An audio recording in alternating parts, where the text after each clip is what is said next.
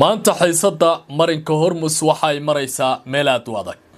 Ciidamada Mareykanku waxa ay u soo gudbeen gacanka Persia iyagoo isku dayaya in ay tallaabo ka qaadaan ciidamada maraakiibta hortaagan ee dowladda Iran. Suuragal ay noqon kartaa daqiiqad walba halkaasi dagaal inuu ka dhaco oo dhinacyadani ay iswajahaan. halka ciidamada Mareykanku ay beeniyeen wararkii soo baxay ee tilmaamaya in la weeraray markab dowladda Mareykanku ay leedahay oo isku dayay in uu soo galo gacankaasi. muxuu yahay taliska dhexe ee ciidamada Mareykanka warka ay goordhow sii daayeen ee ka dhanka ah dowladda Iran.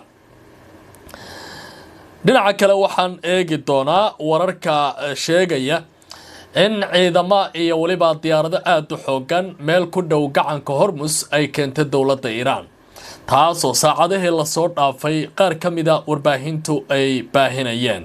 ma dhaba warkaasi mise waa dhalanteed? sidee warbaahinta caalamiga ah ee faalaynta iyo baarista ku sameynaya qalabkan military ee la sheegay Hormuz in loo soo dhaweeyay ay u arkaan isla markaana taxliilkooda iyo waliba sida ay u falanqeeyeen loo tilmaamaya iyana warbaan idinka siin doona. dowladda Shiinaha ayaa ka faa'iideysanaysa 90% shidaalka wadanka Iran. waxaa la ogaaday markii ugu horeysay qaabka Shiinaha uu ku gaaro shidaalkaasi iyo waliba hanaanka ay isticmaalaan maraakiibta dowladda Iran ee ka baxsada cunaqabataynta. warbixin gaar ah oo telefishinka Al Jazeera uu goordhow qoray ayaan idinla wadaagi doonaa. dowladda Isutaga Imaaraadka Carabtana waxa ay ku dhawaaqday mid ka mid ah maraakiibteeda qaada shidaalka in la weeraray isagoo ku sii socday biyaha istiraatiijiga ah, isla markaana weerarkaasi ay ka dambeeyeen bay yiraahdeen dowladda Iran. sidee u dhacay weerarkaasi? warka Imaaraadka ka soo baxana sidee loo macnaynaya?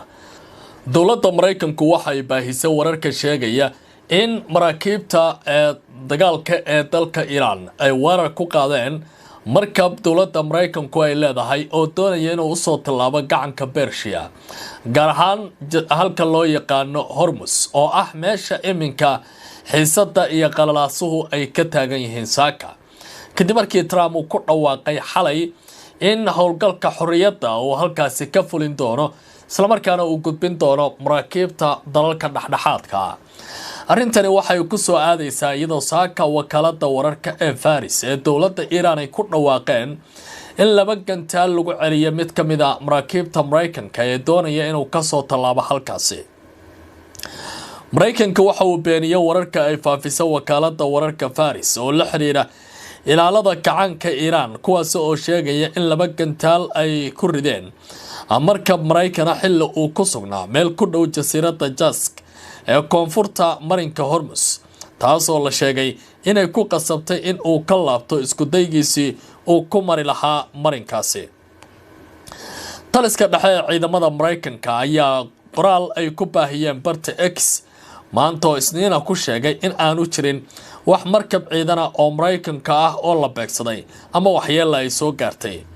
sidoo kale taliska dhexe ee Mareykanku waxay sheegeen in ciidamada Mareykanka ay taageerayaan howlgalka dib loogu soo celinayo xorriyadda maraakiibta ee marinka Hormuz, isla markaana ay sii wadayaan cunaqabataynta dhinaca badda ee lagu hayo dowladda Iran ilaa inta Tehran ay isdhiibayso oo ay leedahay waan ka gaabsaday marinkaasi inuu sii xirnaado.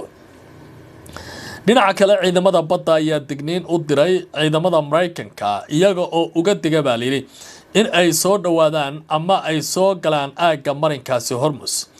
taliyaha taliska dhexe ee militariga Iran Ali Abdullahi Ali Abadi ayaa yiri waxaan uga digaynaa awood kasta oo shisheeye gaar ahaan ciidamada Mareykanka in la weerari doono haddii ay isku dayaan inay u soo dhawaadaan ama ay galaan marinka Hormuz.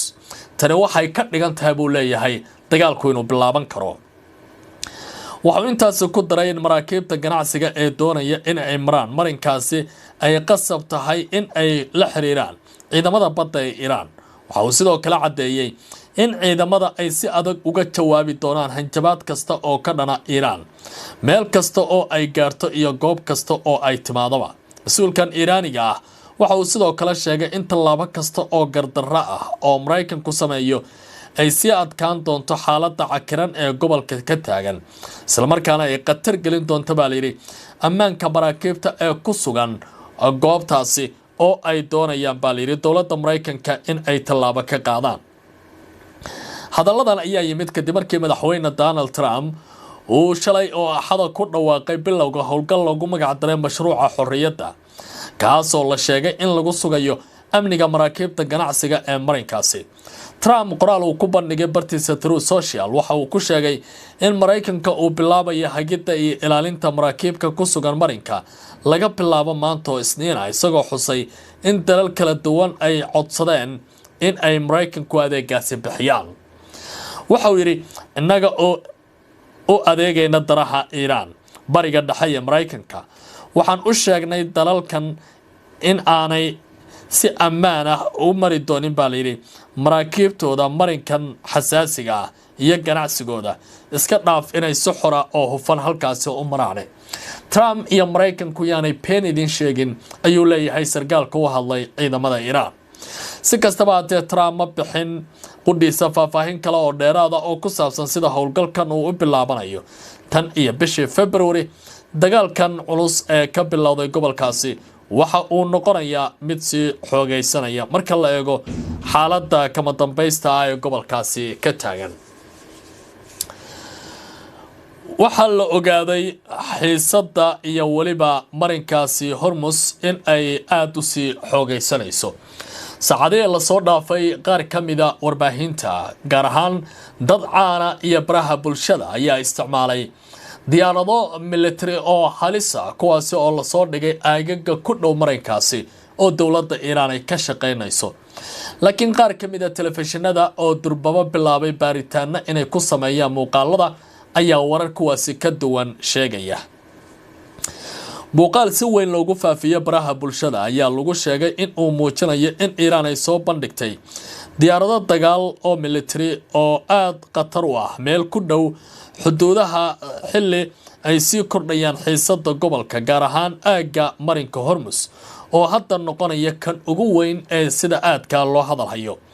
muuqaalka ayaa tusaya diyaarado madow oo military oo taagan dhabaha diyaaradaha ay ku cararaan marka ay kacayaan iyadoo qoraallo la socday la sheegay inay qayb ka tahay diyaargarow military oo cusub oo Iran ay sameynayso. tani waxay ka dhigan tahay baa la leeyahay dowladda Iran haddii muuqaalkaasi uu dhab yahay in dagaalka si tartiiba dib loogu laaban karo. hase ahaatee baaritaan ay sameeyeen kooxda xaqiijinta wararka ee Misbar loo yaqaano oo ka tirsan telefishinka Al Arabi ayaa lagu ogaaday in sheegashadaasi ay tahay mid marin habaabin ah oo loo adeegsanayo kaartooyin dagaal oo kaliya. kooxda baaritaanku waxay xaqiijiyeen in muuqaalku aanu wax xiriir la lahayn Iran ama dhaqdhaqaaq military oo hadda ka soconaya xuduudaheeda oo soo kordhay. baaritaan dheeraada kadib waxa la helay nuqul ka mid ah muuqaalka oo markii ugu horeysay la daabacay baa la yiri sanadkii 2006 iyo sanadkii 2024 November 16 isla markaana muuqaalkaasi uu yahay diyaaradda Y-10 ee dowladda Shiinaha ay leedahay ee hawada sare diyaaradaha ay ku siiyaan shidaalka. hase ahaatee sida hadda wax u soconayaan aanay waxba ka jirin. dhinaca kale ee dowladda Iran qudheeda ma xaqiijin arrintan xilli xiisadu ay aad u kululaanayso. isu tagga Imaaraadka Carabtana waxa markii ugu horeysay qirtay weerar lagu qaaday mid ka mid ah maraakiibtooda shidaalka xambaara ee ka diiwaan gashan asahayda la yiraahdo gaadiidka shidaalka qaada ee wadanka Iran xilli ay marayeen ama markabkaasi uu maraya meel ku dhow marinka istiraatiijiga ah ee gacanka Bershiya. dowladda Imaaraadka Carabta ayaa maanta oo Isniin si adag u cambaaraysay weerar ay sheegtay in Iran ay ku qaaday markab shidaal oo qaran baa la yiri oo ay leedahay shirkadda shidaalka xilli uu marayay marinka istiraatiijiga ah ee Hormuz. wasaaradda arrimaha dibadda ee Imaaraadka ayaa bayaan ay soo saartay ku sheegtay in markabka lagu weeraray laba diyaaradood aan duuliye lahayn hase yeeshee aanu wax dhaawaca ka dhalan weerarkaasi. bayaan ka soo baxay wasaaradda ayaa lagu yiri weerarka waxa uu yahay fal argagixiso oo si cad ugu xadgudbaya qaraarka golaha ammaanka ee qaramada midoobay ee lambarkiisu yahay 2817 kaasi oo u adeegaya muhiimadda xorriyadda maraakiibta iyo diidmada weerarada lagu qaado maraakiibta ganacsiga ama la carqaladeeyo baa layidhi iyagoo maraya biyaha caalamiga ah. imaaraadku waxa uu sidoo kale ku eedeeyay ilaalada kacaanka Iiraan in ay marinka Hormuz u adeegsanayaan cadaadis siyaasadeed iyo dhaqaale iyagoo ku tilmaamay tallaabooyinkan farcad burcadbadeednimo ah oo qatar ah oo dhibaatooyin ku haya baa layidhi badqabka shuruudaha gobolka iyo ammaanka tamarta caalamka. dowladda imaaraadka carabtu waxay ugu baaqday Iiraan in ay si weyn uga feejignaato bay yiraahdeen weerarada isdaba joogga ah ee lagu qaadayo maraakiibta wadankeeda ay leeyihiin, taas oo ay ku tilmaameen in ay tahay waxaan hadda la aqbali karin sida ay wax u socdaan guud ahaantiiba sida ay ku doodeen dowladdaasi isu tagga imaaraadka. imaaraadku waxa uu ka mid yahay dalalkii ugu adkaa ee dowladda Iiraan ay weerar ku qaadeen dagaalkii bilowday 28 February aynu ka soo gudubnay. ugu dambeyntiina waxaa la ogaaday sida dowladda Iiraan shidaalkeeda uu ku tago wadanka Shiinaha. boqolkiiba 90 shidaalka wadanka Iiraan hadda waxaa ka faa'iideysanaya dowladda Shiinaha, taasi oo Mareykanka wadna garaac weyn ku noqonaysa marka la eego sida ay hadda wax u soconayaan. Iiraan ayaa isku dayaysa inay ka gudubto cunaqabataynta badeed ee Mareykanka uu ku soo rogay dekadaheeda iyadoo saliideeda u gudbinaysa dekadaha ku yaala Shiinaha, balse iyadoo adeegsanaysa baa layidhi hab qarsoodi ah iyo xaalado lagu tilmaamay sharci darro.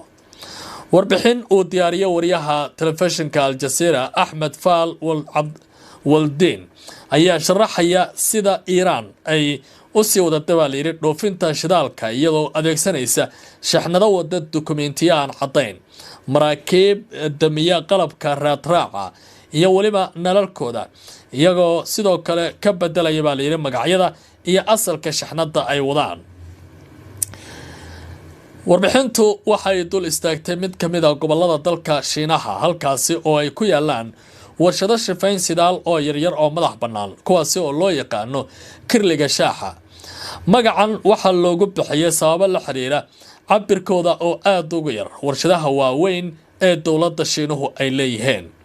wasaaradda maaliyadda Mareykanka ayaa sheegtay in Shiinuhu uu iibsaday ku dhawaad 90% shidaalka Iiraan dhoofiso, iyadoo qaybta ugu badan ay ka qaataan baa layidhi warshadahaasi yaryar. warshadahan waxa ay ka baxsan yihiin nidaamka shirkadaha tamarta ee dowladda Shiinaha, waxayna si weyn uga faa'iideystaan shidaalka Iiraan oo qiimo jaban lagu helo inkasta oo uu ku jira baa layidhi cunaqabatayn adag. sida uu qorayo wargeyska Mareykanka ee Wall Street Journal, warshadahan yaryar ma aysan jilcin baa layidhi cunaqabatayn Mareykan oo kaliya, balse waxay xitaa ka badbaadeen dadaalo dowladda Shiinaha ay hore ugu doonaysay in ay ku xirto ama ay yarayso. markii dambe Beijing ayaa garwaaqsatay faa'iidada dhaqaale iyo istiraatiijiyadeed ee ka dhalan karta shabakadahan, taas oo sidaa darteed way iska indhasaabtay si dadkooda ay ugu shaqaystaan. warbixintu waxay sidoo kale sheegaysaa in shidaalka Iiraan uu si toosa u tagin Iiraan kuna bixin baa layidhi Shiinaha, balse inta badan lagu sameeyo wareejin markab ilaa markab kale oo badda gudaheeda ku jira, taasoo ku dhigan in shidaalka la raatiro oo dowladda Mareykanka raadraacaysa laga qariyo.